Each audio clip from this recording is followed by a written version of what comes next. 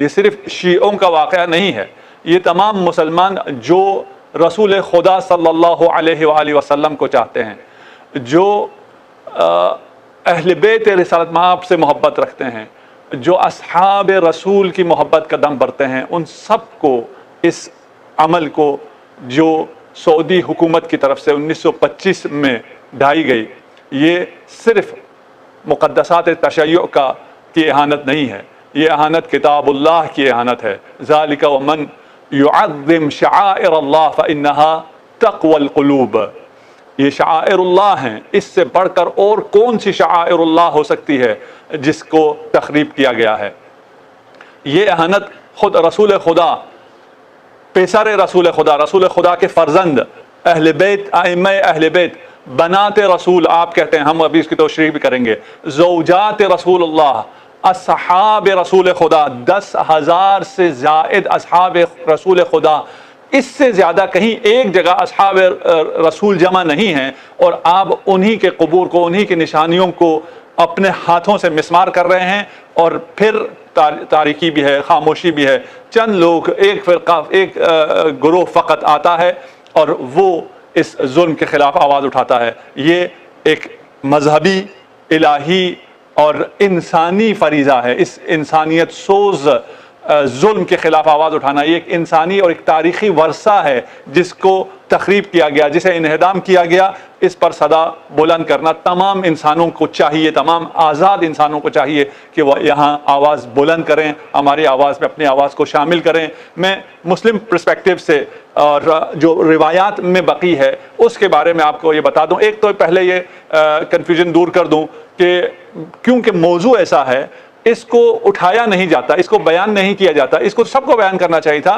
جو اصحاب رسول کی محبت کا دم بھرتے ہیں ان کو سب سے زیادہ اسے پیش کرنا چاہیے تھا، جو زوجات کی محبت کا دم بھرتے ہیں اور امہات المؤمنین کو بہت ذکر کرتے ہیں، یہ اس ستم کا ذکر کیوں نہیں کرتے، یہاں کیوں خاموش ہیں؟ یہ وہ جگہ ہے جسے رسالت مآب صلی اللہ علیہ وآلہ وسلم نے خود منتخب کیا تھا، انتخاب الہی ہے، یہ بقعہ ارض، یہ جنت ہے۔ اس جنت کا تعین خود رسالت مآب نے فرمایا تھا، بحکم الہی فرمایا تھا، اور سب سے پہلے یہاں عثمان بن مظعون کو مہاجرین میں سے دفن کیا۔ کچھ کہتے ہیں یہ پہلے سے موجود تھا، نہیں، یہ بقیع غرقد اسے کہتے ہیں، یہ پہلے جنگل تھا، درخت کانٹے دار جھاڑیاں تھی اور یہ شہر سے دور تھا۔ یہاں پر عثمان بن مظعون جس کے لیے رسالت مآب صلی اللہ علیہ وآلہ وسلم نے انہیں اپنا بھائی کہا، اور عثمان بن مظعون جب رحلت فرماتے ہیں تو آپ خود انتظام کرتے ہیں دفن کا۔ کون ہے عثمان بن مظعون؟ وہ جو مہاجرین حبشہ میں سے بھی تھا، غزوہ بدر میں بھی تھا، غزوہ احد میں بھی تھا، غزوہ خندق میں بھی، تمام غزوات میں شانہ بشانہ امیر المؤمنین کے انہوں نے جنگیں کی، اور جب یہ اس دنیا سے انہوں نے پردہ کیا تو رسالت مآب صلی اللہ علیہ وآلہ وسلم نے خود جگہ کا تعین کیا، وہاں قبر بنوائی، اور قبر جب مکمل ہوئی تو پھر وہاں ایک پتھر رکھوایا۔ اور دلچسپ بات یہ ہے، یہ تمام باتیں میں اہل سنت مصادر سے پیش کر رہا ہوں، اور صرف حوالہ اگر شیعہ مصدر ہو تو میں بتاؤں گا، وإلا جو بھی میں یہ تمام روایات ہیں اہل سنت مصادر کی بات کر رہا ہوں۔ اہل سنت مصادر میں ہے کہ جب عثمان بن مظعون کو دفن کیا گیا تو رسالت مآب نے اصحاب سے کہا وہ پتھر لاؤ اور اس قبر کے اوپر رکھو۔ ایک صحابی گیا، وہ پتھر اٹھانے کی کوشش کی، نہیں اٹھا سکا، دوسرے سے کہا جاؤ پتھر اٹھا کے لے آؤ، جو زیادہ قوی تھا وہ بھی نہ لا سکا، تو رسالت مآب صلی اللہ علیہ وآلہ وسلم خود تشریف لے کے گئے اور خود اس پتھر کو اپنے مبارک ہاتھوں سے اٹھایا اور قبر پر نشان رکھا اور فرمایا اعلم بہ قبر اخی۔ کاش میرے پاس وقت ہوتا، میں ان کلمات پر، مخصوصاً جو روایت کے کلمات میں نقل کر رہا ہوں ان پہ میں زیادہ روشنی ڈال سکتا۔ میں ایک مرحلے تک آپ کو پہنچانا چاہتا ہوں، اس لیے میں تھوڑا سا جلدی نکل جاؤں گا۔ میں یہاں پر رسالت مآب ارشاد فرما رہے ہیں، یہ جو پتھر میں نے رکھا ہے، اور یہ بھی معمولی پتھر نہیں رکھا جو آج بقی میں پڑے ہیں، وہ پتھر نہیں ہے، انتہائی بڑا پتھر جسے اس زمانے کے عرب اصحاب نہ اٹھا سکے ہوں، اس کو رکھنے کے بعد فرمایا میں نے اس کو اس لیے رکھا کہ اس قبر کا نشان باقی رہے، اور اس قبر کے اطراف میں جنہیں میں چاہتا ہوں، جو میرے اہل ہیں، وہ دفن ہوں، اور جس کا نشان رسول خدا نے اپنے ہاتھوں سے خود رکھا تھا، جو وہ نشان مٹانے چلے ہیں ان کا نشان مٹ جائے گا، ان قبر کا، ان قبور کا نشان نہیں مٹے گا، بقی کا نشان نہیں مٹے گا۔ یہ چند دنوں کی بات ہے، انہوں نے فی النار ہونا ہے، ان کا نام و نشان آل سعود کا تاریخ سے مٹ جائے گا، اور بقی انشاءاللہ آباد ہوگا۔ ہماری دعا ہے کہ ہمارے زمانے میں ہم اپنی آنکھوں سے اس کو دیکھ سکیں کہ بقی آباد ہو، بقی تعمیر ہو، ہم اپنے ان ہاتھوں سے اس کی تعمیر میں حصہ لے سکیں۔ روایت میں ہے کہ یہاں نہ فقط انہوں نے صرف مقبروں کو نہیں گرایا، قبروں کو نہیں گرایا، ہونا کا مسجد صغیرہ، یہاں پر مسجد بھی تھی، اور اس مسجد میں رسول خدا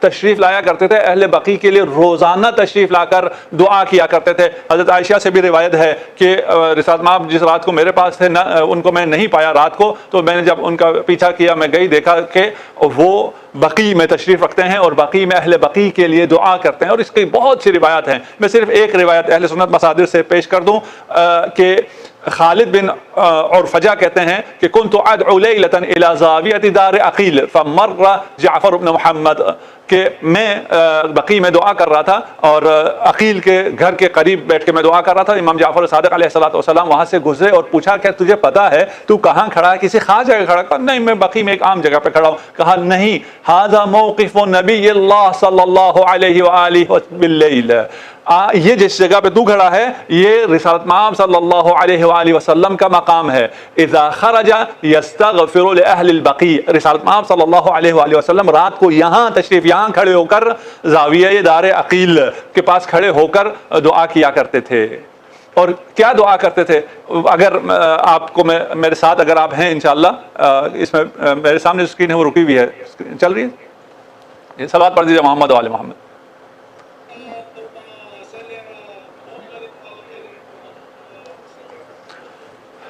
جو دعا وہ مقامی دعا تھی، اب دعا سنیے رسالت مآب صلی اللہ علیہ وآلہ وسلم کی۔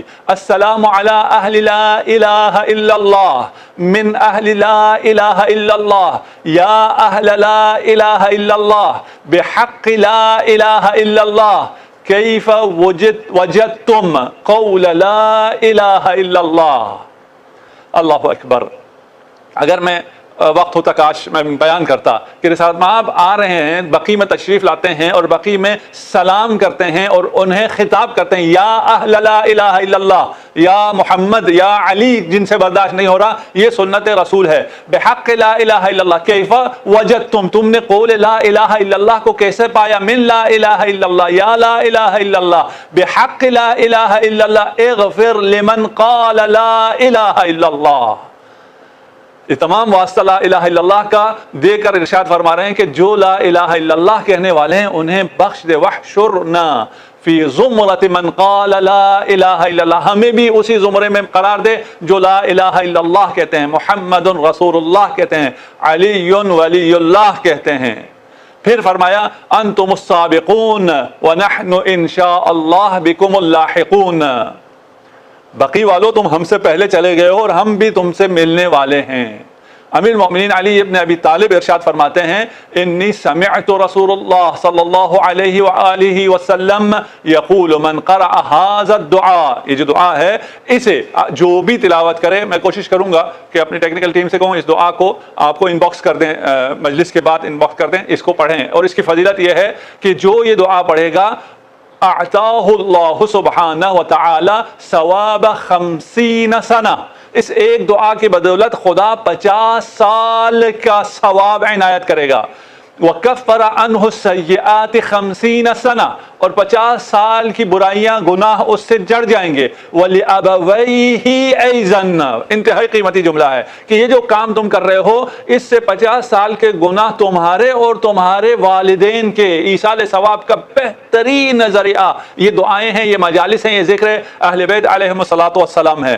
ان رسول اللہ صلی اللہ علیہ وآلہ وسلم اتى المقبرہ، اہل سنت روایت ہے کہ مقبرہ میں تشریف لاتے تھے اور فرماتے تھے السلام علیکم یا دار قوم مؤمنین وَإِنَّا إِن شَاءَ اللَّهُ بِكُمُ اللاحقون، ہم تم سے ملحق ہونے والے ہیں۔ اور پھر رسالت مآب نے فرمایا کہ میں بہت زیادہ چاہتا ہوں کہ میں اپنے بھائیوں کو دیکھوں، اپنے اخوان کو دیکھوں۔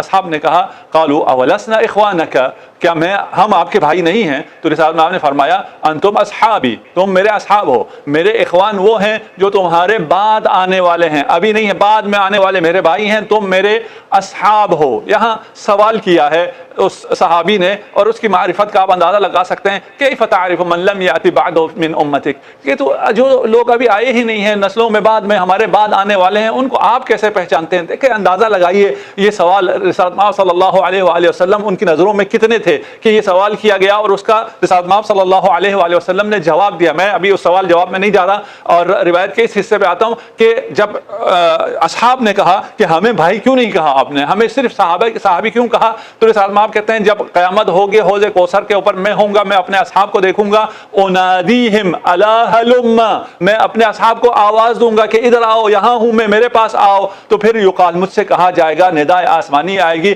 انہم قد بدلوا بعدک، یہ آپ کے بعد پھر گئے تھے، یہ تبدیل ہو گئے تھے، یہ اپنے دین، آپ کے دین پر، آپ کی شریعت پر باقی نہیں رہے تھے، آپ کے اہل بیت سے انہوں نے مودت نہیں کی، انہوں نے اجر رسالت ادا نہیں کیا، فاقول، پھر میں تم سے کیا کہوں گا؟ رسالت مآب اصحاب سے خود فرما رہے ہیں، مصادر اہل سنت ہیں، آپ کوئی بھی یہاں پر میں شیعہ مصدر کی بات نہیں کر رہا، سحقا سحقا، کہ مجھ سے دور ہو جاؤ، وہاں بھی کہوں گا، وہاں میں کہوں گا پھر مجھ سے دور ہو جاؤ، میرے رحمت سے دور ہو جاؤ، میرے حوض سے دور ہو جاؤ۔ پہلے رحمت للعالمین جو خود بلا رہے ہیں، پہچان کے بلا رہے ہیں، جب معلوم ہوگا بعد میں انہوں نے کیا کیا، کہا جائے گا یہاں سے دور ہو جاؤ۔ ابو ہریرہ راوی ہیں، مصدر صحیح مسلم ہے، کسی اور کتاب سے صحاح میں۔ پھر صحاح میں اس قسم کی روایات کے اصحاب جب حوض پر آئیں گے تو حوض سے انہیں، اصحاب کو، رسول خدا ان کی حقیقت جاننے کے بعد، اور دنیا میں ان کی حقیقت وہ جانتے تھے، یہاں اظہار نہیں ہے، لیکن یہاں پر بتایا یہ جا رہا ہے کہ وہاں رسالت مآب صلی اللہ علیہ وآلہ وسلم کو بعد میں اس وقت خبر دی جائے گی انہوں نے کیا کیا ہے، اور یہ ہمیں بتانے کے لیے ہے کہ ہمیں یہ بتایا جا رہا ہے کہ رسالت مآب کو جب علم ہوگا، علم تو تبھی ہوگا جب آپ نے عمل کیا ہے، آپ کے ہر عمل کا رسول خدا شاہد ہے، آپ کا میرا قیامت تک کے تمام مؤمنین کے اعمال رسالت مآب کے سامنے ہیں، تبھی تو گواہی دیں گے، اور قیامت کے دن تمام امتوں اور تمام انبیاء کی گواہی رسالت مآب دیں گے۔ وہ اس حوض کوثر پر اپنے اصحاب کو رد کر رہا ہے کہ مجھے ابھی پتہ چلا تم لوگوں نے میرے بعد کیا کیا تھا، اور یہ 21 روایت صحیح بخاری میں ہیں، 21 روایات، اور کتاب تفسیر قرآن میں آپ جا کے دیکھ لیں، کتاب رقاق میں دیکھیں، باب فی الحوض میں دیکھ لیں۔ میں صرف ایک آدھ نمونہ 21 میں سے بیان کر دوں، انہم منی فاقول، رسالت مآب کہیں گے یہ تو میرے اصحاب ہیں، فیقال، کہا جائے گا، انک لا تدری ما احدثوا بعدک، آپ کو نہیں معلوم آپ کے بعد انہوں نے کیا کیا کیا، فاقول سحقا سحقا لمن غیر بعدی، جو میرے بعد تبدیل ہو گیا، میرا نہیں رہا، اس کو مجھ سے دور کرو۔ ابی ہریرہ اور صحیح مسلم سے ہم نے پہلے دیا تھا، ابھی یہ صحیح بخاری ہے۔ فاقول، صحیح بخاری کی روایت ہے، یا رب اصحابی فیقول انک لا علم لک بما احدثوا بعدک، تمہیں نہیں پتا تمہارے بعد یہ لوگ سب مرتد ہو گئے تھے۔ خیر، ہمیں اس سے کام نہیں، ہم بات یہاں تک آئے تھے کہ رسالت مآب بقیع میں تشریف لاتے ہیں، بقیع میں دعا کرتے ہیں، بقیع میں اپنے اخوان کے لیے دعا کرتے ہیں، ان کے لیے جو بقیع کو آباد کرنے والے ہیں، اور اصحاب میں سے جب دعویٰ ہوا کہ یہ دعا ہمارے لیے بھی کی جائے گا، نہیں تم اس کے اہل نہیں ہو، تم میرے بھائی نہیں ہو، تم تو ساتھ ہو، ساتھ ابھی ہو، اگر ساتھ دیا میرا اور کل قیامت کو معلوم ہوا تم میرے ساتھ دینے والوں میں سے ہو تو حوض ملے گا، حوض کوثر سے سیراب ہوگے، نہیں تو نہیں۔ بقیع کے اس دلخراش واقعے پر ہم بقیع کی تاریخ آپ کے سامنے پیش کریں گے، ہو سکتا ہے وقت آج تھوڑا سا زیادہ ہو جائے کیونکہ آن لائن ہے، اس لیے سب کو آزادی ہے، جو آئے جو جائے، اس لیے میرا خیال ہے میں آج 8 شوال کے حوالے سے میں نے کہا ایک دفعہ ایک مکمل مجلس آپ کے خدمت میں پیش کر دوں، اور میں نے ابھی جب تھوڑا بہت سرچ کیا تو مجھے اس طرح مکمل ایک ہی نشست میں نہیں ملا، تو میں نے یہ دل میں خواہش پیدا ہوئی کہ ایک مجلس میں ذرا مکمل پیکج پورا بقیع کے بارے میں آپ کو بتا دیا جائے۔ بقیع قبل از اسلام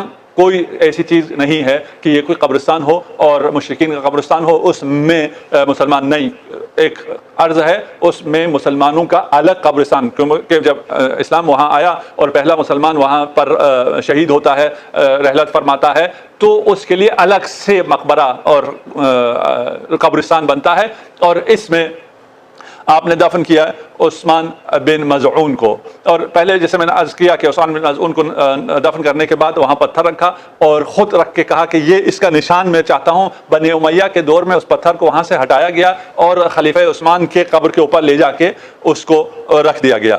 بہرحال اس کے بعد یہاں پر بہت سے لوگ آئے اور دفن ہوتے رہے، اور جب یہ قبر عثمان بن مظعون سے پتھر منتقل ہوتا ہے خلیفہ سوم کی قبر پر، اور وہ قبر ابھی بقیع میں ہے، لیکن وہ اس وقت جب دفن ہو رہے تھے تو وہ بقیع میں نہیں تھی، اور بقیع میں دفن ہونے کی اس وقت کے لوگوں نے اجازت نہیں دی تھی۔ یہ قصہ بھی طولانی ہے، ہم اس میں نہیں جانا چاہتے۔ انصار میں سے جو پہلا شخص بقیع میں دفن ہوا ہے وہ اسعد بن زرارہ ہے، اور اس کے بعد یہ بقیع میں جتنے رسول خدا کے قریبی لوگ وہاں پر دنیا سے جاتے رہے، وہاں یہ بقیع آباد ہوتی چلی گئی۔ نہ فقط یہ قبرستان تھا بلکہ یہاں پر رسالت مآب صلی اللہ علیہ وآلہ وسلم نے لوگوں کو گھر بنا کر دیے تھے، اور ان گھروں کو بعد میں پھر مقابر میں تبدیل کر دیا گیا۔ آپ وادی السلام میں اگر تشریف لے گئے ہوں، وہاں ہر خاندان کا، ہر قبیلے کا اپنا مقبرہ ہے، اور اس ایریے میں وہ دفن ہوتے ہیں، اور آج تک محفوظ ہے ہزاروں سال سے۔ یہاں بھی سنت رسول خدا یہی تھی، رسول خدا نے ان کو یہ ملکیت میں دی تھی، اور وہ اپنی ملکیت میں اپنے مردوں کو پہلے وہ خود رہتے تھے اور پھر دفن کرنا شروع کیا۔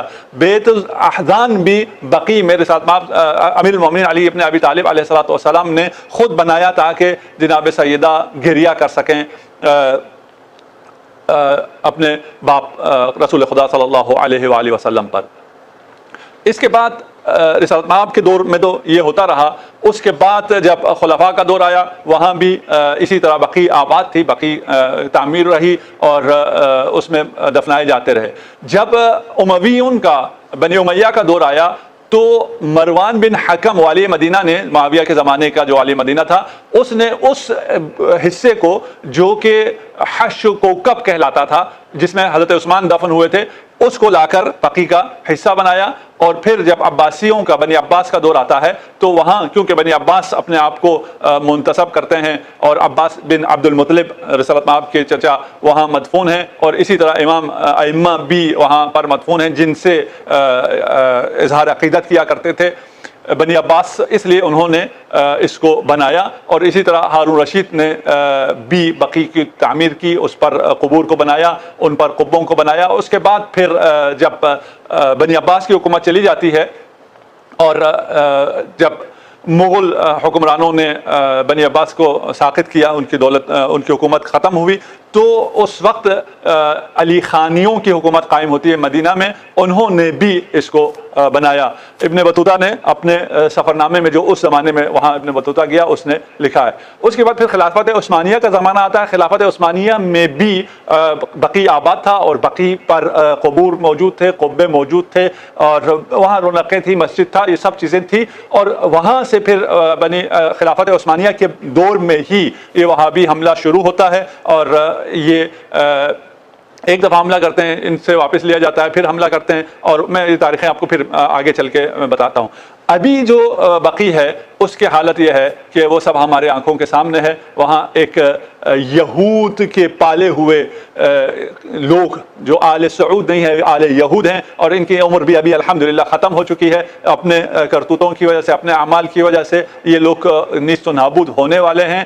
انہوں نے جو ستم کیا اسی کا ہم احتجاج کرنے کے لیے آج یہاں پر جمع ہیں، اور خدا ہماری اس عبادت کو انشاءاللہ اپنی بارگاہ میں قبول و منظور کرے۔ اچھا، جیسے ہم عرض کر رہے ہیں کہ پہلے کیا تھا بقیع، پہلے بقیع آباد تھا اور گنبد تھے۔ ابھی کچھ تصویریں وغیرہ ہیں جو آپ کی ہیں، اور تاریخ کی کتابوں میں بھی بہت ہے، وقت تھوڑا کم ہے، میں نے بہت سی چیزیں یہاں نوٹ کی بھی ہیں، ان کو میں ابھی اسکپ کر رہا ہوں، آپ کی خدمت میں نہیں پڑھوں گا، شاید آپ تھک جائیں۔ یہاں پر یہ عرض کر دوں کہ کون کون بقیع میں دفن ہے، اگر ہمیں یہ پتہ کرنا ہے، اور الحمدللہ ہمارے جو آپ لوگ بیٹھے ہیں آپ کو معلوم ہے، لیکن جن لوگوں تک یہ جائے گی، اس تعداد میں اصحاب کہیں بھی جمع نہیں ہیں جتنے بقیع کے اندر جمع ہیں۔ 10,000 اصحاب بقیع کے اندر ہیں۔ اس کے علاوہ ائمہ اہل بیت میں سے 4 ائمہ میں ان کا بھی ذکر کروں گا، اور اولاد نبی میں سے حضرت ابراہیم وہاں دفن ہیں، اور تمام زوجات حضرت خدیجہ کے علاوہ تمام زوجات بھی وہیں دفن ہیں۔ اور ایک احتمال یہ ہے کہ جناب فاطمہ الزہرا سلام اللہ علیہا بھی وہاں دفن ہیں، اور جناب محسن علیہ السلام وہ بھی اسی بقیع میں دفن ہیں، لیکن اس کا ابھی ہمیں نشان، ان دونوں قبروں کا نشان نہیں ہے۔ آپ جب بقیع میں داخل ہوں تو بقیع میں پابرہنہ اور خضوع اور خشوع کے ساتھ داخل ہونا چاہیے۔ جیسے ہی آپ داخل ہوتے ہیں تو آپ کے رائٹ ہینڈ پر وہ مقبرہ آتا ہے جہاں ائمہ اربعہ ہمارے 4 امام معصوم امام دفن ہیں اور ایک ہی ایریے میں ہیں، اور اس کے اوپر ایک ہی قبہ ہوا کرتا تھا، ایک ہی زری ہوا کرتی تھی. جس طرح ابھی آپ اگر کربلا گئے ہیں تو اسی ایک زری میں آپ کو امام حسین بھی ملتے ہیں اور علی اصغر بھی ملتے ہیں. اسی طرح ایک ہی زری تھی اور اس میں امام حسن مجتبی علیہ الصلوۃ والسلام، امام زین العابدین علیہ الصلوۃ والسلام، امام محمد باقر علیہ الصلوۃ والسلام، امام جعفر صادق علیہ الصلوۃ والسلام. صلوات پڑھ دیجیے محمد و آل محمد. اللہم صلی علی محمد و آل محمد. ایک ہی قبر میں اور ایک ہی زری میں یہ چاروں قبریں ہوا کرتی تھی، ان کے اوپر ایک ہی گنبد ہوا کرتا تھا، اور اسی ایریے میں عباس بن عبد المطلب بھی مدفون ہیں. جناب فاطمہ الزہرا سلام اللہ علیہا احتمال ہے کہ ان کی قبر بھی وہیں پر ہوگی. جب آپ وہاں پہنچتے ہیں تو اس میں آپ کے سامنے آپ کے بائیں ہاتھ پر قبر ہے مادر امیر المؤمنین فاطمہ بنت الاسد کی.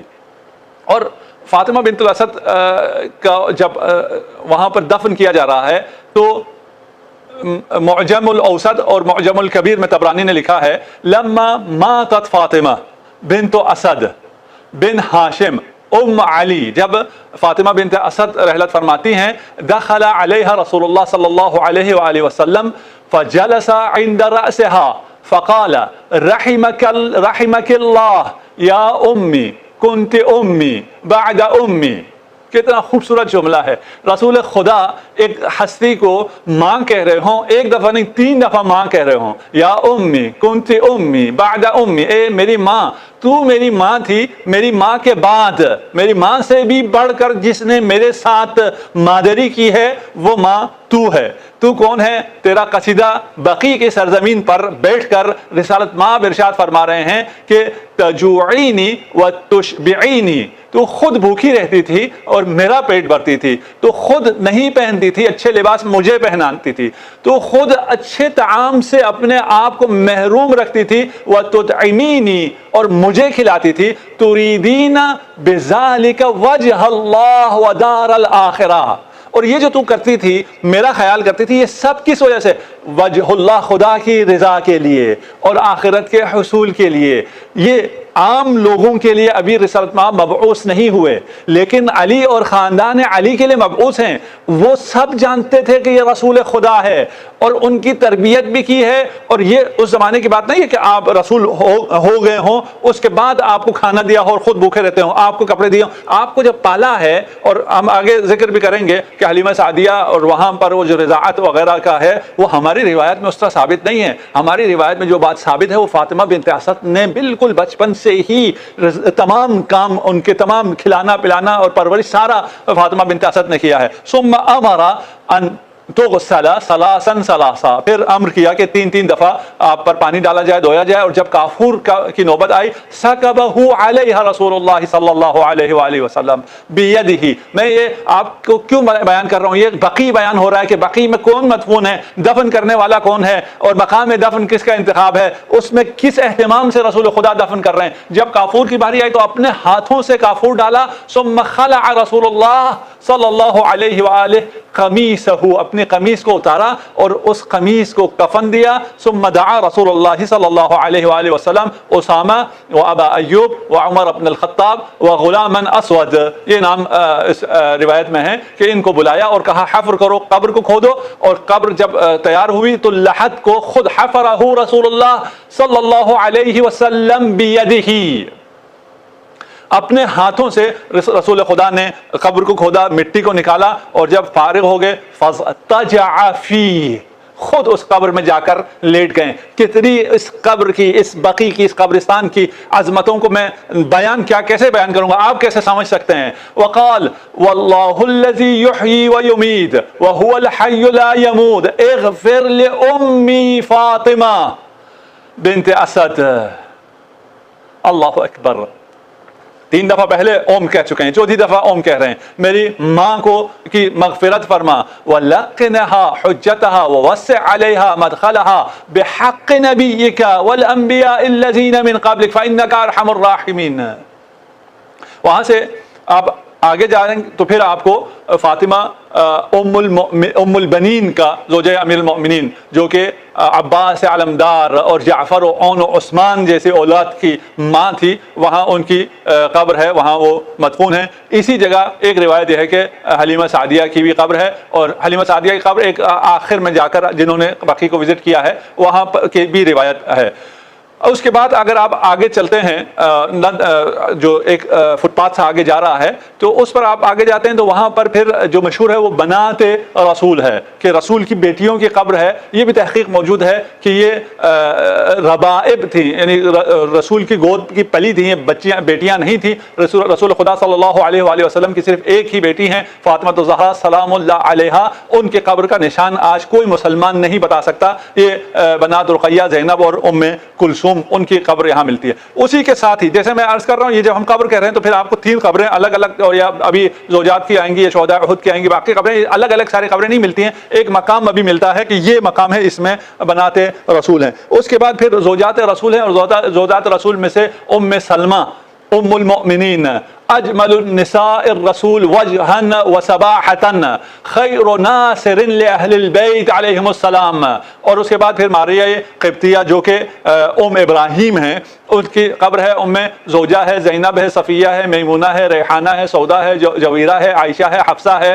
ان کی قبریں یہاں پر موجود ہیں، یعنی تمام زوجات کی قبریں، تمام امہات المؤمنین کی قبریں ایک جگہ ہے، حضرت خدیجہ کی قبر کو چھوڑ کر جو کہ مکہ میں مدفون ہے۔ یہاں سے آپ آگے جاتے ہیں تو ابراہیم بن نبی کی قبر آتی ہے، اور وہاں پر بھی آپ فاتحہ پڑھ سکتے ہیں، اور اس کو ابراہیم عثمان ابن مظعون کے قریب رسالت باپ نے دفن کیا تھا۔ اس کے بعد جب آپ جاتے ہیں تو پھر واقعہ حرہ کے جو شہداء ہیں ان کی قبور آتی ہیں، اور واقعہ حرہ ہم سب کو معلوم ہے، جو ایسے لوگ سن رہے ہیں جن کو معلوم نہیں ہے، یزید نے مدینہ پر حملہ کیا، 80 صحابیوں کو قتل کیا، 700 حفاظ قرآن کو قتل کیا، مدینہ کو 3 دنوں تک اپنی افواج پر حلال کیا، اور ہزاروں بچیوں کی اور نبی وہاں جو صحابی زادیوں کی عصمتوں کو وہاں پر لوٹا گیا۔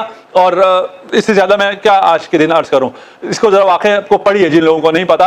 اس کے بعد اب جب آگے چلتے ہیں تو پھر عثمان ابن مظعون کی قبر آتی ہے جس کے بارے میں ہم بیان کر چکے ہیں، پھر جابر بن عبداللہ انصاری کی قبر آتی ہے، پھر شہداء احد کی، شہداء احد میں سے کچھ احد کے نزدیک دفن ہیں، کچھ یہاں پر دفن ہیں۔ اس کے بعد پھر جو اور کافی قبریں ہیں، اس کا پھر وقت آ گیا، ہم اس سے نکل کے ابھی آگے آ جاتے ہیں کہ کہاں کیا ہے۔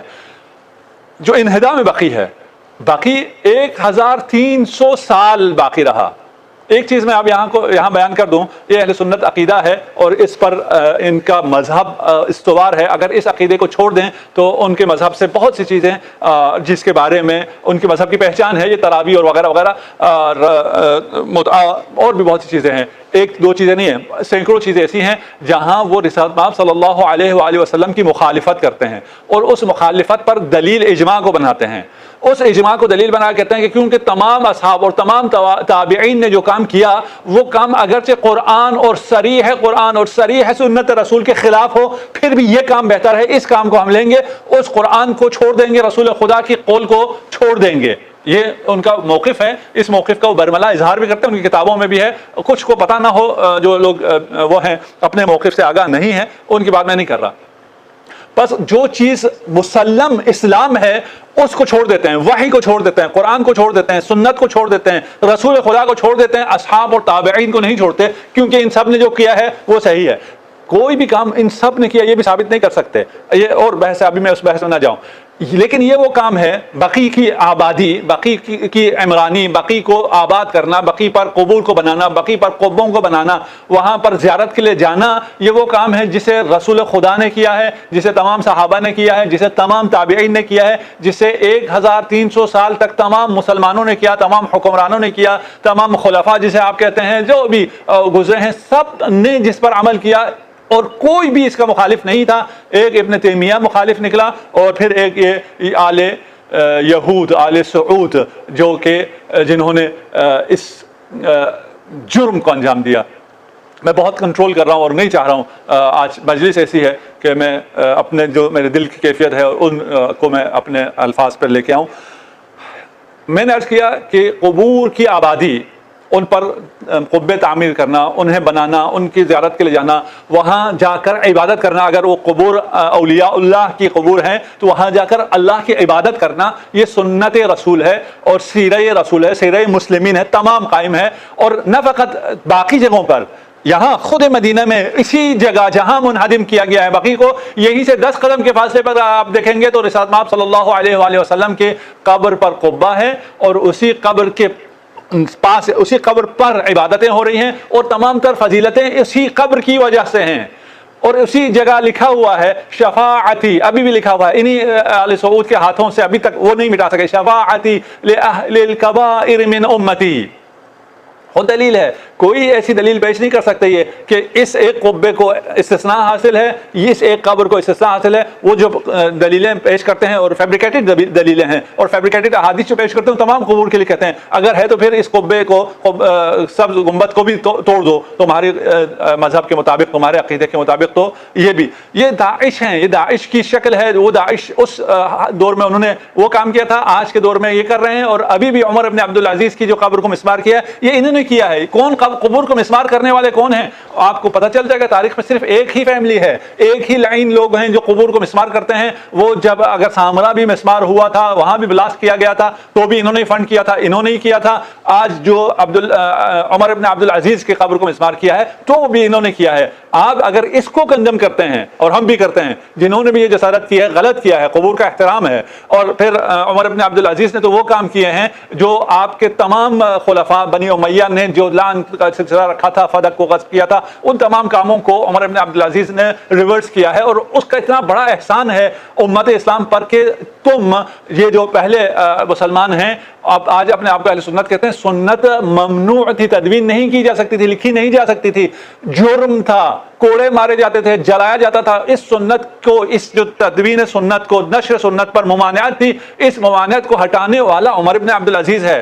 ہمارے سلسلے حدیث تو چل رہا تھا اہل بیت سے، وہ محفوظ تھا، وہ آ رہا تھا، لیکن یہ جو عمدہ آپ کے ہاں سنت بالکل ختم ہو کے کچھ بھی نہیں آیا، آپ تک نہیں پہنچ پایا، اور آپ کے پاس انتہائی مختصر سی سنت آئی ہے۔ اس کی وجہ یہ ہے کہ تمام خلفاء نے، بنی عباس ہوں یا بنی امیہ ہوں، انہوں نے، اور اس سے پہلے بھی جو خلفاء ہیں، انہوں نے احادیث کو نہیں لکھنے دیا گیا، ان کو جلا دیا گیا۔ عمر ابن عبدالعزیز نے آ کر یہ احسان کیا ہے اور اس ممانعات کو ختم کیا ہے اور احادیث تدوین ہو سکیں، اور اس کے بعد بھی 50 سال لگ گئے۔ عمر ابن عبدالعزیز 99 ہجری میں ہیں، اور اس کے بعد 150 میں پہلی کتاب تالیف ہوتی ہے اہل سنت کے ہاں، اور صحاح جا کر 250 سن ہجری میں، قمری میں۔ کیا کہا جائے اور کیسے کہا جائے؟ قبور پر عبادت نہیں ہو سکتی۔ وَاتَّخِذُوا مِن مَّقَامِ إِبْرَاهِيمَ مُصَلَّى، جہاں نقش پائے ابراہیم آیا ہو ادھر اس کو مصلی بناؤ، اسے مقام عبادت بناؤ۔ اگر مصلی ہوتا ہے، نقش پائے ابراہیمی کی یہ عظمت ہے، تو جہاں جسد مبارک خاتم الانبیاء ہو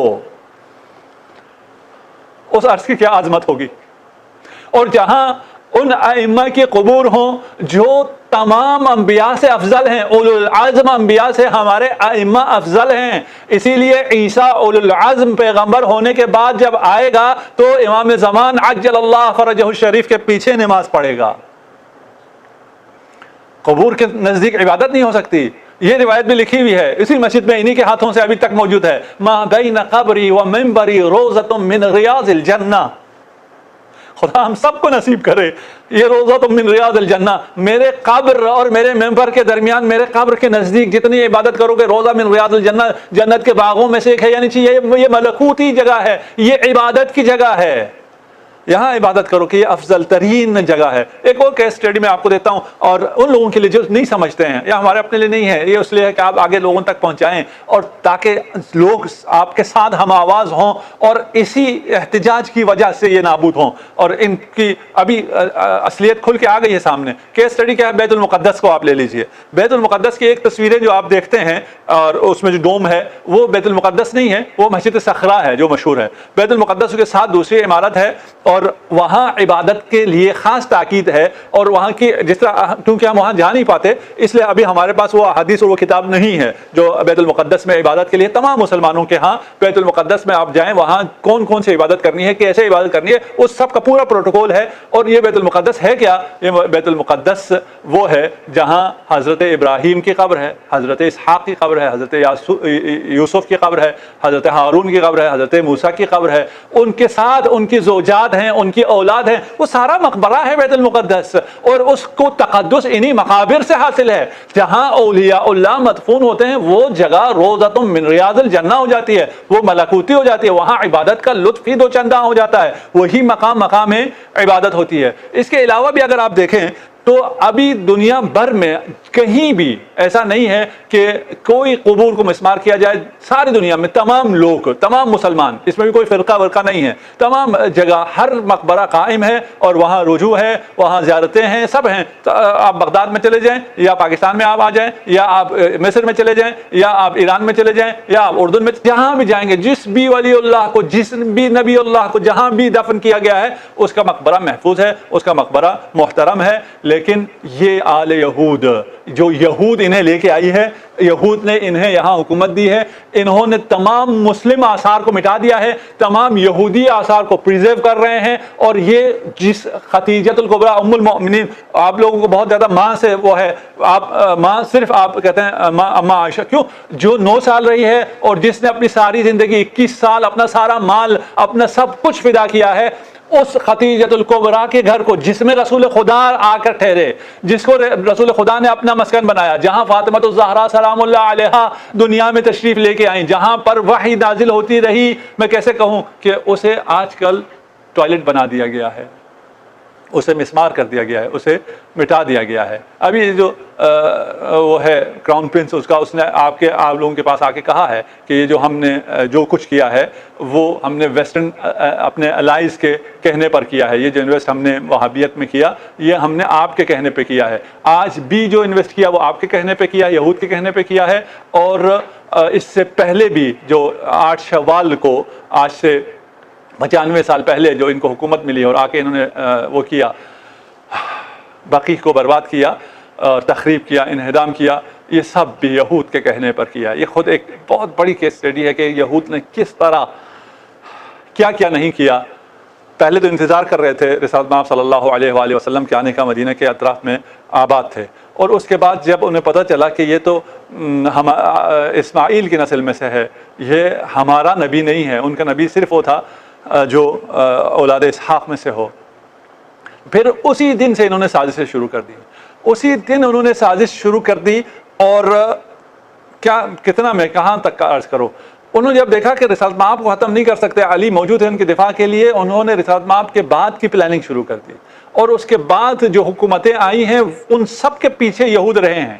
اور اس کے بعد ابھی بھی جو مرکز ہے اسلام کا، مدینہ اور مکہ، اس مرکز کو بھی اسلام سے چھیننے کے لیے، وہاں کے آثار کو اسلام سے چھیننے کے لیے انہوں نے آل سعود کو وہاں مسلط کیا، اور پھر انہوں نے 8 شوال کو 1344 قمری کو اور 1925 کو تمام ان بقیع کے جنت البقیع کو ویران کر دیا۔ اس وقت ایک انگریز holy cities of Arabia Eldon Rutter ہے، وہ کہتا ہے کہ 10,000 of Prophet's companions are said to be buried there. کہتے ہیں کہ یہ 10,000 وہ تھے۔ When I entered the Baqi, the sight which I saw was as if a town which has been razed to the ground. جو ایک tourist ہے یہ وہاں جاتا ہے، یہ کہتا ہے کہ میں جب وہاں گیا ہوں تو یہ نہیں ہے کہ قبر تھی اور قبر کو مٹایا گیا، وہ پورا ٹاؤن تھا، وہاں پر قبے بنے ہوئے تھے، وہاں پر مقبرے بنے ہوئے تھے، وہاں حرم تھے، ان سب کو ایسے ریز کیا گیا تھا جیسے کوئی زلزلہ آ گیا ہو۔ All over the cemetery nothing was to be seen but little indifferent amounts of earth and stone. اور پھر ان بارگاہوں کے متعلق کہتا ہے demolished and gone with a great white domes which formally marks the grave of members of Muhammad's family.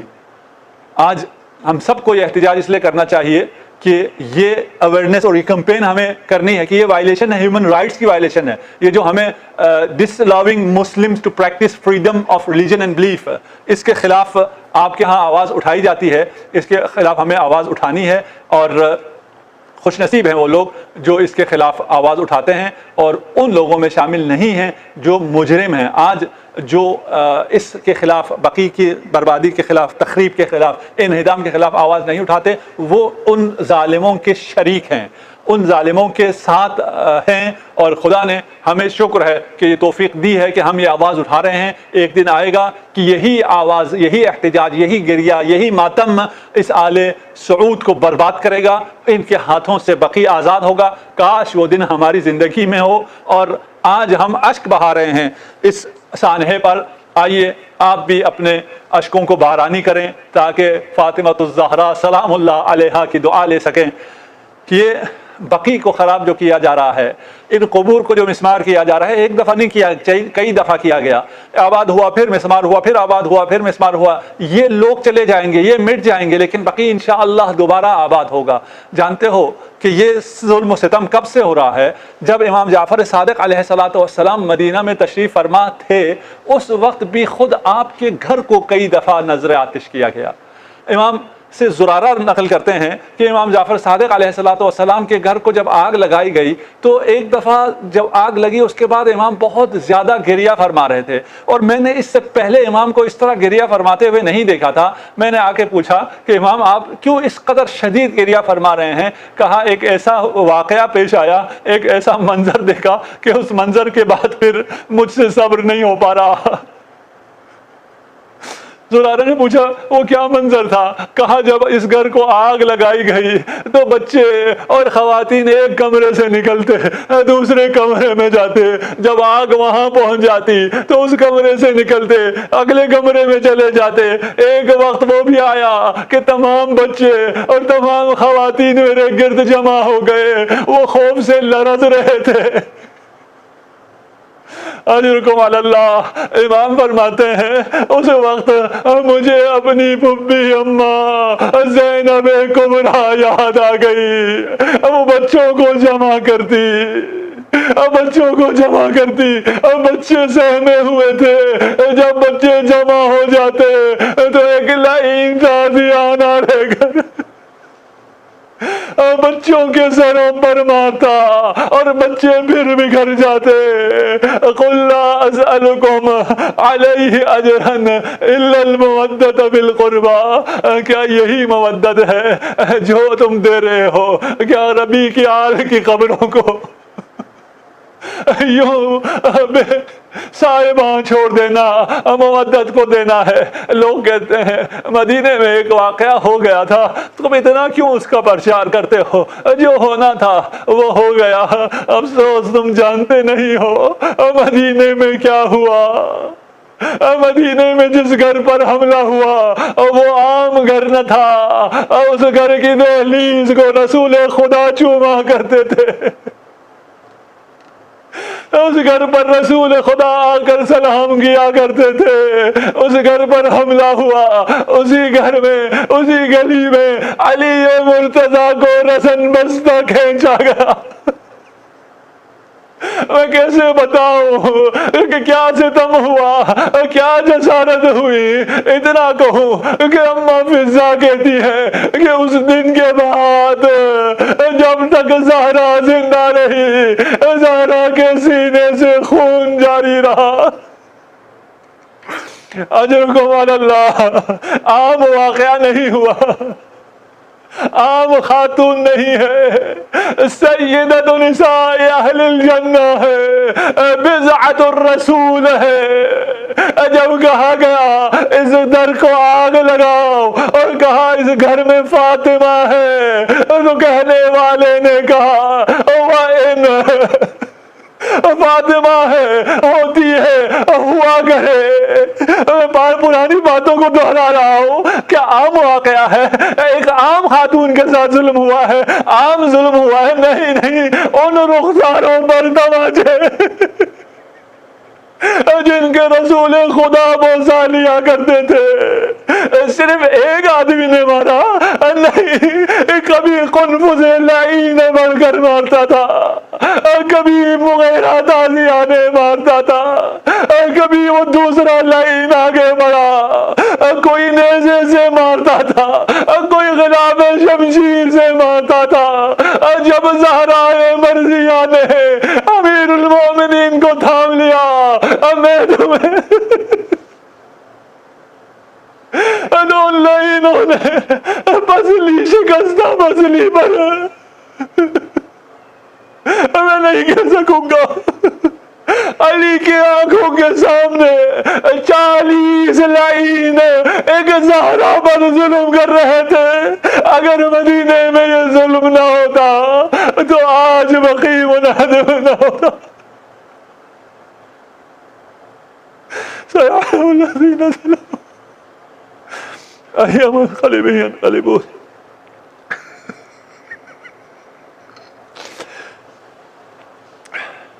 انا للہ و انا الیہ راجعون۔